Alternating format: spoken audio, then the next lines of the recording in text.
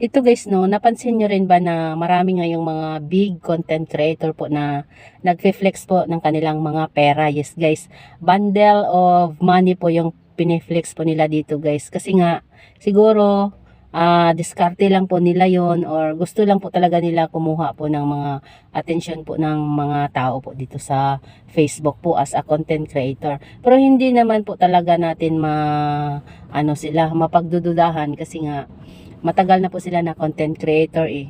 Ang masaklap lang po dito kasi yung iba nilang piniflex po na pera ay yung mga peke po na pera. Yung binili lang po nila sa Shopee. Yes guys, marami po yan sa online po. Marami pong bundle of money po doon sa mga online store po guys na mabili po natin. So, makikita natin doon sa kanilang comment section na marami pong nanghihingi, marami pong nagpapatulong kasi nga wala silang pambili ng bigas, pambili ng ulam, pambili po ng mga gamot.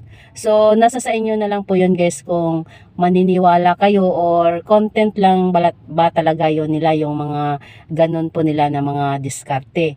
Iba't iba naman po yung diskarte natin guys sa paggawa po ng content dito kay Facebook. Pero yung sa kanila po, yung iba lang po ha, ano po siya eh, parang nanguuto na po siya ng mga viewers po, lalong-lalo na yung mga small content creator na baguhan pa po sa paggawa po ng content dito kay Facebook. Marami pong nagbabas po sa kanya kasi nga yun. Tapos doon po sa pagbabas po nila, doon po siya po magkakapera po. Malaki po yung kita doon sa mga nangbabas po sa kanya po guys. Yes guys, sikat na po ito siya na content creator po dito sa Facebook.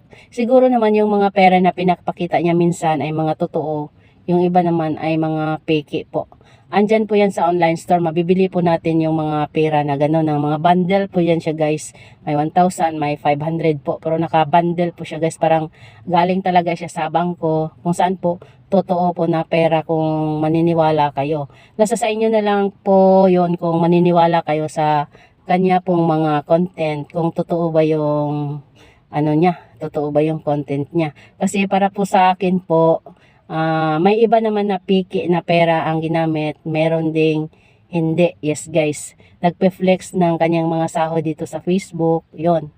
Kaya kung siguro kilala nyo naman yun siya kasi komedyante yun siya eh.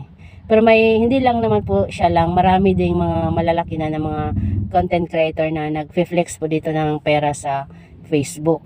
Hindi lang natin po alam kung diskarte lang po nila yan sa paggawa po ng content para mapakarami po ng ano guys, pagpaparami po ng ano guys ng views po dito kay Facebook. Kasi nga ngayon kahit na ano ka, matagal ka na dito sa Facebook, malaki na yung followers mo, kaunti pa rin yung earnings po dito ngayon, dito po sa ngayon kay Facebook po. Kaya kahit ano-ano na lang po mga diskarte dito para po magka-views po at saka magkaroon po ng engagement dito po kay Facebook. Sa inyo na lang po yun guys kung maniniwala kayo sa mga pera po na pinapakita po nila dito kay Facebook po. Nasa sa inyo na po yan kung maniniwala po kayo. Yun lang guys.